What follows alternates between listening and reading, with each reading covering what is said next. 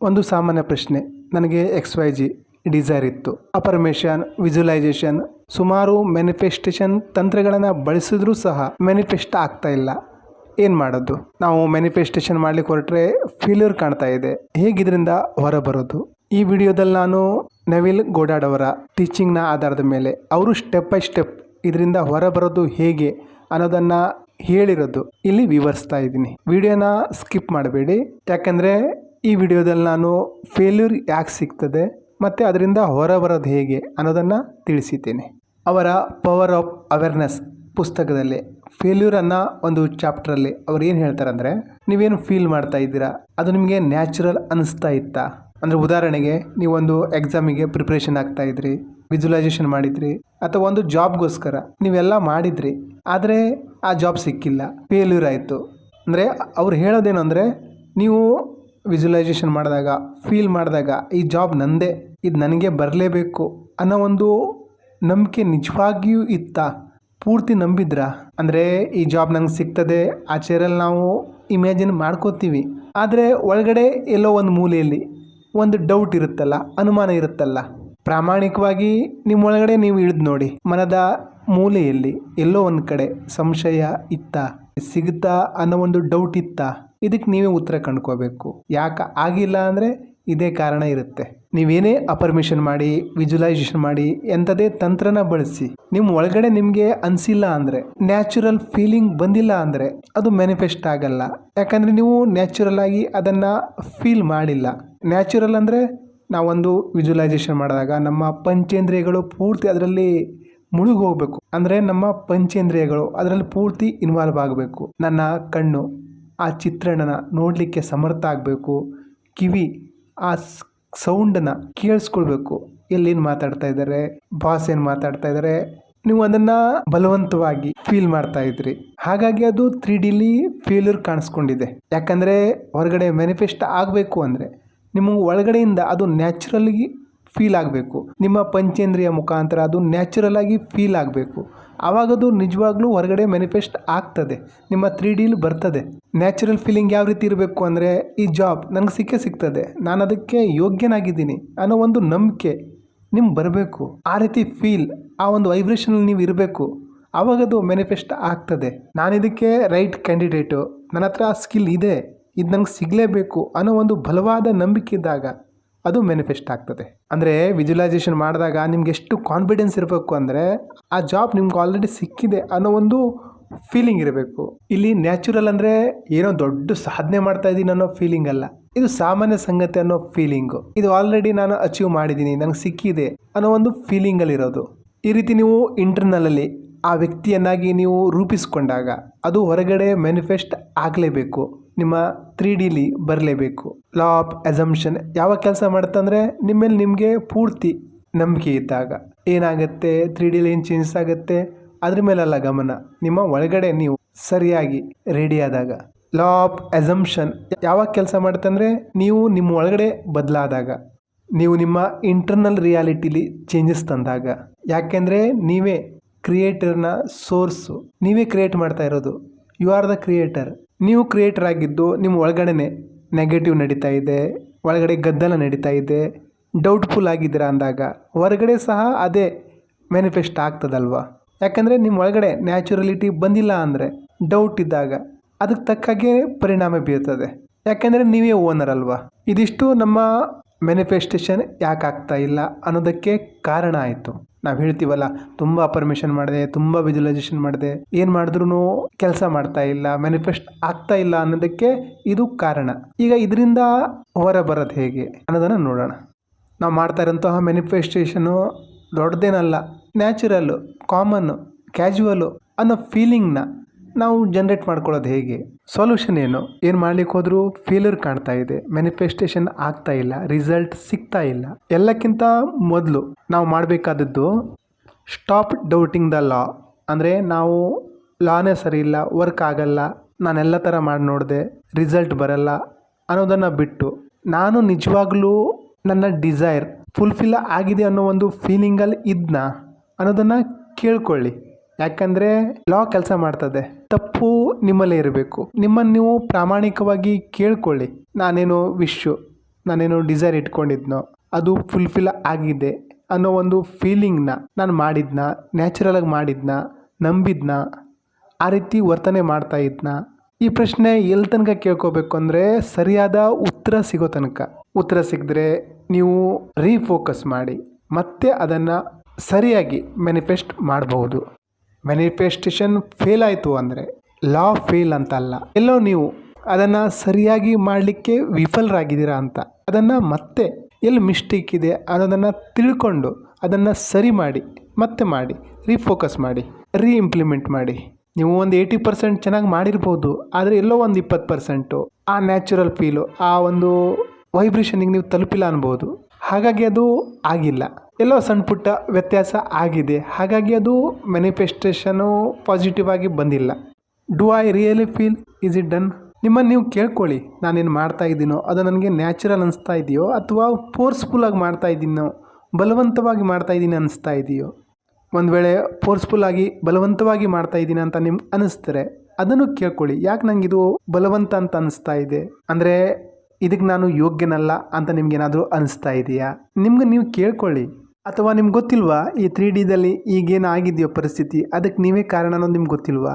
ಹಾಗೆ ಇಮ್ಯಾಜಿನೇಷನ್ ಮಾಡಿ ನಿಮ್ಗೇನು ಬೇಕೋ ಅದನ್ನು ನೀವು ಸೃಷ್ಟಿ ಮಾಡ್ಕೋಬೋದಲ್ವಾ? ಈಗೇನಾಗಿದೆಯೋ ಅದೆಲ್ಲದಕ್ಕೂ ನಾನೇ ಕಾರಣ ಅಂತ ನನಗೆ ಗೊತ್ತಿಲ್ವಾ? ಅಥವಾ ಇಮ್ಯಾಜಿನೇಷನಲ್ಲಿ ತುಂಬ ಪವರ್ ಇದೆ ಅನ್ನೋದು ಗೊತ್ತಿಲ್ವಾ? ಇಮ್ಯಾಜಿನೇಷನಿಂದನೇ ರಿಯಾಲಿಟಿ ಕ್ರಿಯೇಟ್ ಆಗ್ತದೆ ಅನ್ನೋದು ನನಗೆ ಗೊತ್ತಿದೆ. ಹಾಗಾಗಿ ನಾನು ನನ್ನ ಡಿಸೈರ್ ಮೇಲೆ ನಾನು ಸ್ಟ್ರಾಂಗ್ ಆಗಿ ನಿಂತ್ಕೋಬೇಕು. ಮ್ಯಾನಿಫೆಸ್ಟ್ ಮಾಡೇ ಮಾಡ್ತೀನಿ. ಯಾವಾಗ ಆಗ್ತದೆ, ಹೇಗಾಗ್ತದೆ, ಎಷ್ಟೊತ್ತಿಗೆ ಆಗ್ತದೆ ಅದೆಲ್ಲ ಬೇಡ. ನಾನೇನು ರಿಯಲ್ ಆಗಿ ನನ್ನ ಜೀವನದಲ್ಲಿ ಆಗಬೇಕಂತ ಬಯಸ್ತಾ ಇದ್ದೀನೋ ಅದ್ರ ಮೇಲೆ ಮಾತ್ರ ನನ್ನ ಗಮನ ಇರ್ತದೆ. ಅಂದರೆ ನೀವು ಎಲ್ಲಿ ಸ್ಟ್ರಕ್ ಆಗಿದ್ದೀರಾ, ನಿಮ್ಮ ನಂಬಿಕೆ, ಲಿಮಿಟಿಂಗ್ ಬಿಲೀಫ್ಸ್ ಅಲ್ಲಿ ಸ್ಟ್ರಕ್ ಆಗಿದ್ದೀರೋ ಅದ್ರ ಮೇಲೆ ಕೆಲಸ ಮಾಡಿ. ಅಥವಾ ಕಂಟಿನ್ಯೂಸ್ ಆಗಿ ನೀವು ಪ್ರಯೋಗ ಮಾಡಲಿಕ್ಕೆ ಆಗ್ತಾ ಇಲ್ವೋ ಅದ್ರ ಮೇಲೆ ಕೆಲಸ ಮಾಡಿ. ಲಾನ ಇಂಪ್ಲಿಮೆಂಟ್ ಮಾಡ್ಕೊಳ್ಳಿಕ್ಕೆ ಬೇರೆ ಯಾರಿಗೋ ಪುಸ್ಲಾಯಿಸ್ಬೇಕಾಗಿಲ್ಲ, ನಿಮ್ಗೆ ನೀವೇ ಪುಸ್ಲಾಯಿಸ್ಕೊಂಡು ಅದನ್ನು ಸರಿಯಾಗಿ ಇಂಪ್ಲಿಮೆಂಟ್ ಮಾಡಬೇಕು. ಒಂದು ಶಿಸ್ತನ್ನ ರೂಢಿಸ್ಕೋಬೇಕು. ಈ ಡಿಸೈರ್ ಇದು ಮ್ಯಾನಿಫೆಸ್ಟ್ ಮಾಡ್ಬೋದು, ಮತ್ತಿದು ಮ್ಯಾನಿಫೆಸ್ಟ್ ಮಾಡೇ ಮಾಡ್ತೀನಿ. ಯಾಕಂದರೆ ಈ ಡಿಸೈರ್ ನನ್ನಲ್ಲಿ ಹುಟ್ಟಿದೆ ಅಂದರೆ ಅದನ್ನು ಫುಲ್ಫಿಲ್ಮೆಂಟ್ ಮಾಡೋ ಸೊಲ್ಯೂಷನು ಸಹ ನನ್ನ ಹತ್ರ ಇದೆ ಅಂತ ಅರ್ಥ. ಈ ಮಾತನ್ನ ನಿಮ್ಗೆ ನೀವೇ ಕನ್ವಿನ್ಸ್ ಮಾಡ್ಕೋಬೇಕು. ಬೇರೆ ಯಾರಿಗೂ ಒಪ್ಪಿಸೋ ಅವಶ್ಯಕತೆಯೇ ಇಲ್ಲ. ಇದಕ್ಕೊಂದು ಸಲ ನಿಮಗೆ ಸಾಕ್ಷಿ ಸಿಕ್ತು ಅಂದರೆ, ಸಾಕ್ಷಿ ಹೇಗೆ ಸಿಗುತ್ತೆ? ಸಣ್ಣ ಸಣ್ಣ ವಿಚಾರನ ಮ್ಯಾನಿಫೆಸ್ಟ್ ಮಾಡ್ತಾ ಮಾಡ್ತಾ ನಿಮಗೊಂದು ನಂಬಿಕೆ ಬರ್ತದೆ, ಹೌದು ನಾನು ಮಾಡ್ಬೋದು ಅಂತ. ಅಂದರೆ ನೀವು ಮ್ಯಾನಿಫೆಸ್ಟೇಷನ್ ಪವರ್ ಜಾಸ್ತಿ ಮಾಡ್ಕೊಳ್ಬೇಕು ಅಂದರೆ ಸಣ್ಣ ಸಣ್ಣ ಟಾಸ್ಕ್ ಕೊಟ್ಕೊಳ್ಳಿ. ಬೆಳಗ್ಗೆ ಎದ್ದ ಮೇಲೆ ನಾನು ಇವತ್ತು ರೆಡ್ ಕಲರ್ ಕಾರ್ ನೋಡ್ತೀನಿ, ಅಥವಾ ಇಂತಿಷ್ಟು ನಂಬರಿನ ನೋಟ್ ನೋಡ್ತೀನಿ, ಏನೋ ಒಂದು ಅಂದ್ಕೊಳ್ಳಿ. ಅದು ಆಗುತ್ತೆ, ನಿಮ್ಗೆ ಗೊತ್ತಾಗುತ್ತೆ, ಹೌದು ನಾನು ಇದನ್ನು ಅಂದ್ಕೊಂಡಿದ್ದೆ ಆಯಿತು ಅಂತ. ಇವತ್ತು ನನಗೆ ಇಂಥವ್ರು ಫೋನ್ ಮಾಡ್ತಾರೆ ಅಥವಾ ಇಂಥವರು ಕಾಂಪ್ಲಿಮೆಂಟ್ ಮಾಡ್ತಾರೆ. ಏನಾಗುತ್ತೆ ಅಂದರೆ ಇದರಿಂದ ನಿಮಗೆ ನಿಮ್ಮ ಮೇಲೆ ನಂಬಿಕೆ ಬರ್ತದೆ, ಹೌದು ನಾನು ಮಾಡ್ಬೋದು ಅಂತ. ನಾವು ಸಬ್ಕಾನ್ಷಿಯಸ್ ಮೈಂಡ್ ಥ್ರೂ ಏನು ಇಮ್ಯಾಜಿನ್ ಮಾಡ್ತೀವೋ, ಏನು ವಿಜುವಲೈಸ್ ಮಾಡ್ಕೋತೀವೋ ಅದರ ರಿಫ್ಲೆಕ್ಷನ್ನೇ ಹೊರಗಡೆ ಜಗತ್ತಿನಲ್ಲಿ ನಮ್ಮ 3D ವರ್ಲ್ಡಲ್ಲಿ ರಿಫ್ಲೆಕ್ಟ್ ಆಗ್ತದೆ. 2 ವರ್ಷದ ಹಿಂದೆ ನಾನೊಂದು ಮೇನ್ ರೋಡಲ್ಲಿ ಶಾಪ್ ಮಾಡಬೇಕು ಅಂದ್ಕೊಂಡಿದ್ದೆ. ಯಾಕಂದರೆ ಮೇನ್ ರೋಡಲ್ಲಿ ಸಿಗಲ್ಲ, ಆದರೆ ನಾನು ಸಣ್ಣ ಅಂಗಡಿ ಆದರೂ ಸರಿ ನಾನು ಮೇನ್ ರೋಡಲ್ಲೇ ಮಾಡಬೇಕು ಅಂತ ಒಂದು ಮ್ಯಾನಿಫೆಸ್ಟೇಷನ್ ಮಾಡಿದ್ದೆ. ಏನಾಯಿತು ಗೊತ್ತಾ?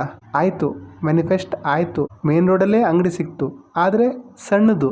ನಾನೇನು ಫೀಡ್ ಮಾಡ್ಕೊಂಡಿದ್ನೋ ಅದೇ ಮ್ಯಾನಿಫೆಸ್ಟ್ ಆಗಿತ್ತು. ಎಂಥ ವಿವೇಕಿ ನಾನು! ಮಾಡೋದೇ ಆಗಿದ್ದರೆ ಮೇನ್ ರೋಡಲ್ಲಿ ದೊಡ್ಡ ಅಂಗಡಿ ಅಂತಲೇ ಮಾಡ್ಬೋದಿತ್ತಲ್ಲ. ಆವಾಗ ನನಗೆ ಇಷ್ಟು ಗೊತ್ತಿರಲಿಲ್ಲ. ಯಾಕಂದರೆ ಮ್ಯಾನಿಫೆಸ್ಟ್ ಮಾಡೋದೇ ಆಗಿದ್ದರೆ, ಮೇನ್ ರೋಡಲ್ಲಿ ಅಂಗಡಿ ಮಾಡೋದೇ ಆಗಿದ್ದರೆ ದೊಡ್ಡದು ಅಂತಲೇ ಮಾಡ್ಬೋದಿತ್ತಲ್ಲ. ಸಣ್ಣದಾದರೂ ಸರಿ ಅಂತ ನಾನು ಯಾಕೆ ಮಾಡಿಬಿಟ್ಟೆ? ಎಂಥ ವಿವೇಕಿ ನಾನು ಅಲ್ವಾ? ಒಂದು ಸಲ ನಮಗೆ ನಂಬಿಕೆ ಬಂತು ಅಂದರೆ ನಾನು ಕ್ರಿಯೇಟರ್, ನನ್ನ ಜೀವನದ ಶಿಲ್ಪಕಾರ ಅಂತ ನಿಮಗೆ ಅರಿವಿಗೆ ಬಂತು ಅಂದರೆ, ನನ್ನ 3D ರಿಯಾಲಿಟಿಯ ಕ್ರಿಯೇಟರ್ ನಾನೇ, ಎಲ್ಲ ಪವರ್ ನನ್ನ ಕೈಲಿದೆ. ಈಗ ನಿಮಗೊಂದು ಡಿಸೈರ್ ಬಂತು ಇಂಥದನ್ನು ಅಚೀವ್ ಮಾಡಬೇಕು ಅಂತ, ನೀವು ಕ್ರಿಯೇಟರ್ನ ಮೇಲೆ ಆ ಡಿಸೈರ್ನ ನಿಮ್ಗಿಂತ ಮೇಲೆ ಹೋಗ್ಲಿಕ್ಕೆ ಬಿಡೋದಲ್ಲ. ಅದು ಸಾಮಾನ್ಯ, ಅದೇನು ದೊಡ್ಡ ವಿಷಯ ಅಲ್ಲ ಅನ್ನೋ ಒಂದು ಫೀಲಿಂಗ್ನ ನಿಮ್ಮಲ್ಲಿ ನೀವು ಅನುಭವಿಸ್ಬೇಕು. ಅದೇನು ಮಾಡ್ತೀನಿ ಅನ್ನೋ ಒಂದು ಕಾನ್ಫಿಡೆನ್ಸ್ ಇರಬೇಕು. ಹಿಂದೆ ಎಂತೆಂಥ ಮ್ಯಾನಿಫೆಸ್ಟೇಷನ್ ಮಾಡಿದ್ದೀನಿ, ಡೈಲಿ ಸಣ್ಣ ಸಣ್ಣ ಮ್ಯಾನಿಫೆಸ್ಟೇಷನ್ ಎಷ್ಟೋ ಮಾಡಿದ್ದೀನಿ. ಇದ್ಯಾವ ಲೆಕ್ಕ ಅನ್ನೋ ಒಂದು ಫೀಲಿಂಗ್ ನಿಮ್ಮ ಒಳಗಡೆ ಇರಬೇಕು. ಈ ರೀತಿ ಪಾಯಿಂಟ್ ಆಫ್ ವ್ಯೂದಲ್ಲಿ ನೀವು ನೋಡ್ತಾ ಬಂದ ಹಾಗೆ ನೀವು ನಿಮ್ಮ ಕ್ರಿಯೇಟರ್ನ, ನಿಮ್ಮೊಳಗಿರುವಂತಹ ಕ್ರಿಯೇಟರ್ನ ಸಪೋರ್ಟ್ ಮಾಡ್ತಾ ಇದ್ದೀರಾ, ಮೇಲೆತ್ತಾ ಇದ್ದೀರಾ. ಈಗ ನೀವು ಡಿಸೈರ್ಗೆ ಜಾಸ್ತಿ ಶಕ್ತಿ ಕೊಡ್ತಾ ಇಲ್ಲ. ಡಿಸೈರ್ ನಿಮ್ಮ ಒಳಗಡೆಯಿಂದ ಬಂತು ಅಂದಮೇಲೆ ಅವಕ್ಕೆ ಯಾಕೆ ಅಷ್ಟೊಂದು ಶಕ್ತಿ ಕೊಡ್ತೀರಾ? ನೀವು ಕ್ರಿಯೇಟರ್. ನಮ್ಮ ಸಮಸ್ಯೆ ಏನಂದರೆ ನಾವು ಆ ಡಿಸೈರ್ನ ದೊಡ್ಡದು ಮಾಡ್ಕೊಂಡ್ಬಿಡ್ತೀವಿ. ಆ ಡಿಸೈರ್ಗೆ ನಾವು ಜಾಸ್ತಿ ವ್ಯಾಲ್ಯೂ ಕೊಟ್ಟುಬಿಡ್ತೀವಿ. ನಮ್ಮನ್ನು ನಾವು ಸಣ್ಣಕ್ಕೆ ಮಾಡ್ಕೊಂಡ್ಬಿಡ್ತೀವಿ. ಹಾಗಾಗಿ ನಿಮಗೆ ಫೇಲ್ಯೂರ್ನ ಅನುಭವ ಆಗ್ತಾ ಇದೆ ಅಂದರೆ ನೀವು ನಿಮ್ಮ ಇಮ್ಯಾಜಿನೇಷನ್ ಪವರ್ನ ಯೂಸ್ ಮಾಡಿ. ಇಮ್ಯಾಜಿನೇಷನಲ್ಲಿ ಜಾಸ್ತಿ ಒತ್ತಿರಿ. ಆ ವಿಶ್ ಫುಲ್ಫಿಲ್ಮೆಂಟ್ ಆಗಿದೆ ಅನ್ನೋ ಒಂದು ಭಾವನೆ ಬರೋ ತನಕ. ಹೇಗಾಗತ್ತೆ, ಯಾವಾಗ ಆಗತ್ತೆ ಅನ್ನೋ ವಿಚಾರ ಇಲ್ಲದೆ ನೀವು ಆ ಡಿಸೈರ್ ಫುಲ್ಫಿಲ್ ಆಗೋದನ್ನು, ಆ ಆಸೆ ಈಡೇರೋದನ್ನು ಪದೇ ಪದೇ ಮೈಂಡಲ್ಲಿ ನೋಡ್ತಾ ಬಂದ ಹಾಗೆ ಅದು ನಿಮಗೆ ನ್ಯಾಚುರಲ್ ಅನ್ನಿಸ್ತದೆ. ಒಂದ್ಸಲ ನಿಮಗೆ ನ್ಯಾಚುರಲ್ ಅನಿಸ್ತು ಅಂದರೆ ಅದು ನಿಮ್ಮ 3D ವರ್ಲ್ಡಲ್ಲಿ ಮ್ಯಾನಿಫೆಸ್ಟ್ ಆಗಲೇಬೇಕು. ಅಂದರೆ ಇಮ್ಯಾಜಿನೇಷನ್ನ ಪದೇ ಪದೇ ನಿಮ್ಮ ಮಾನಸಿಕ ಪಟಲದ ಮೇಲೆ ನೋಡಿ, ಆ ಚಿತ್ರಣನ ನೋಡಿ, ಆ ಡಿಸೈರ್ ಏನಿದೆ ಅದು ಫುಲ್ಫಿಲ್ ಆಗಿದೆ ಅನ್ನೋ ಒಂದು ಚಿತ್ರಣನ ನೋಡಿ ಅದು ನಿಮಗೆ ನ್ಯಾಚುರಲ್ ಅನಿಸ್ಬೇಕು. ಪ್ರತಿದಿನ ಇಮ್ಯಾಜಿನೇಷನ್ ಮಾಡಿ. ಯಾವಾಗ ಆಗ್ತದೆ, ಹೇಗಾಗ್ತದೆ ಅದ್ರ ಬಗ್ಗೆ ತಲೆ ಕೆಡಿಸ್ಕೋಬೇಡಿ. ನ್ಯಾಚುರಲ್ ಆಗಿ ಇಮ್ಯಾಜಿನೇಷನ್ ಬರಬೇಕು, ಫೋರ್ಸ್ಫುಲ್ ಆಗಲ್ಲ. ನೀವು ಕ್ರಿಯೇಟರ್, ನೀವು ಪವರ್ಫುಲ್ ಆಗಿರಿ. ನೀವು ಪವರ್ಫುಲ್ ಆಗಿರೋದು ಹೇಗೆ? ಟೆಸ್ಟ್ ದ ಲಾ, ಅಂದರೆ ಸಣ್ಣ ಸಣ್ಣ ಟೆಸ್ಟ್ ಮಾಡಿ. ಹಿಂದೇನು ಹೇಳಿದ್ದೀನೋ ಅದ್ರ ಮೇಲೆ ಪ್ರಯೋಗ ಮಾಡಿ. ಎಲ್ಲಿವರೆಗೂ ನೀವು ನಿಮ್ಮ ಅಂತರಾಳದಿಂದ ಈ ವಿಶ್ ಫುಲ್ಫಿಲ್ ಆಗಿದೆ ಅನ್ನೋದು ನೀವು ಪೂರ್ತಿ ನಂಬ್ತಿರೋ ಆವಾಗದು ಮ್ಯಾನಿಫೆಸ್ಟ್ ಆಗುತ್ತೆ.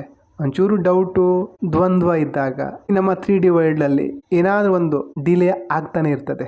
ನಮ್ಮ ಈಗಿನ ಪರಿಸ್ಥಿತಿ ಇದೆ, 3D ಏನಿದೆ ಅದನ್ನು ದೂಷಿಸಬೇಡಿ. ಅದು ಒಂಥರ ಮಿರರ್ ಇದ್ದಾಗೆ, ಕನ್ನಡಿ ಇದ್ದಾಗೆ. ಇಲ್ಲಿ ಸರಿಯಾಗಿ ನಮ್ಮ ಮುಖ ಕಾಣ್ತಾ ಇಲ್ಲ ಅಂದರೆ, ಚಿತ್ರ ಸರಿಯಾಗಿ ಬರ್ತಾ ಇಲ್ಲ ಅಂದರೆ ನಾವು ಒಳಗಡೆ ಕೆಲಸ ಮಾಡಬೇಕು. ಅಲ್ಲಿ ಮಿಸ್ಟೇಕ್ ಇರ್ತದೆ, ಕನ್ನಡಿದಲ್ಲ. ಕೊನೆ ಮಾತು, ನಾವೇನು ಮ್ಯಾನಿಫೆಸ್ಟೇಷನ್ ಮಾಡ್ತಾ ಇದ್ದೀವಿ ಅದು ಫೇಲ್ ಆಗ್ತಾ ಇದೆ ಅಂದರೆ ಮೊದಲು ನಮ್ಮನ್ನು ನಾವು ದೂಷಿಸ್ಕೋಬಾರ್ದು, ನಮ್ಮಲ್ಲಿ ನಾವೇ ಕೊರಗಬಾರ್ದು. ಫೇಲ್ಯೂರ್ ಅಂದರೆ ಮತ್ತೇನೋ ಪ್ರಾಕ್ಟೀಸ್ ಬೇಕು ಅಂತ. ಫೇಲ್ಯೂರ್ ಅಂದರೆ ಫುಲ್ ಸ್ಟಾಪ್ ಅಲ್ಲ, ಈ ಮುಂದೆ ಏನೋ ಆಗಲ್ಲ ಅನ್ನೋದಲ್ಲ. ಫೇಲ್ಯೂರ್ ಅಂದರೆ ಇನ್ನೊಂದು ಕಲ್ಲು ಮತ್ತೊಂದು ಹೊಡೆಯೋಣ. ಫೇಲ್ಯೂರ್ ಅಂದರೆ ಇನ್ನೊಂದು ಅಟೆಂಪ್ಟು ಮಾಡೋಣ, ಇನ್ನೊಂದು ಕಲ್ಲು ಬೀಸೋಣ, ಇನ್ನೊಂದು ಟ್ರೈ ಮಾಡೋಣ. ಎಲ್ಲೋ ಏನು ಕಡಿಮೆ ಆಗಿದೆ, ಇನ್ನೊಂದು ಪ್ರಯತ್ನ ಬಲವಾಗಿ ಮಾಡೋಣ. ಇಷ್ಟು ಬೇಗ ನೀವು ಸೋಲು ಒಪ್ಕೊಂಡ್ಬಿಟ್ರೆ ನೀವೆಂತ ಕ್ರಿಯೇಟರ್ ಅಲ್ವಾ? 3Dಲಿ ಏನು ಕಾಣ್ತಾ ಇದೆಯೋ ಅದೇ ನಿಜ ಅಂತ ನಂಬ್ಕೊಂಡು ಕೈ ಚೆಲ್ಲಿ ಕೂತ್ಕೊಳ್ಳೋದಾದರೆ ಅದನ್ನೇ ನಿಜ, ಇದೇ ಡೆಡ್ಲೈನ್ ಅಂತ ನಂಬ್ತೀರಾ. ನೀವೆಂತ ಕ್ರಿಯೇಟರು ಅಲ್ವಾ? ನೀವೇ ವಿಚಾರ ಮಾಡಿ, ನಿಮ್ಮನ್ನು ನೀವು ಎಲ್ಲಿ ಇಡ್ತಾ ಇದ್ದೀರಾ? ಹಾಗಾಗಿ ಫೇಲ್ಯೂರ್ನ ನೆಗೆಟಿವ್ ಸೆನ್ಸ್ ಆಗಿ ತಗೋಬೇಡಿ, ಪಾಸಿಟಿವ್ ಆಗಿ ತಗೊಳ್ಳಿ. ಫೇಲ್ಯೂರ್ ಅಂದರೆ ಎಲ್ಲೋ ಸ್ವಲ್ಪ ಸಿದ್ಧತೆ ಇನ್ನೂ ಸ್ವಲ್ಪ ಮಾಡ್ಕೋಬೇಕಾಗಿತ್ತು, ಎಲ್ಲೋ ಕಡಿಮೆ ಇತ್ತು, ಸೊ ಈಗ ಮಾಡ್ತೀನಿ, ಮುಂದಿನ ಸಲ 100% ಹಾಕ್ತೀನಿ. ಕಡಿಮೆಯಲ್ಲಿತ್ತು, ನಮ್ಮ ಇಂಟರ್ನಲಲ್ಲಿತ್ತು. ನಾವು ಇನ್ನೂ ಸ್ವಲ್ಪ ಜಾಸ್ತಿ ನಮ್ಮ ಇಮ್ಯಾಜಿನೇಷನ್ ಮೇಲೆ ಕಾನ್ಫಿಡೆನ್ಸ್ ತೋರಿಸ್ಬೇಕು, ಇನ್ನೂ ಜಾಸ್ತಿ ಫೀಲ್ ಮಾಡಬೇಕು.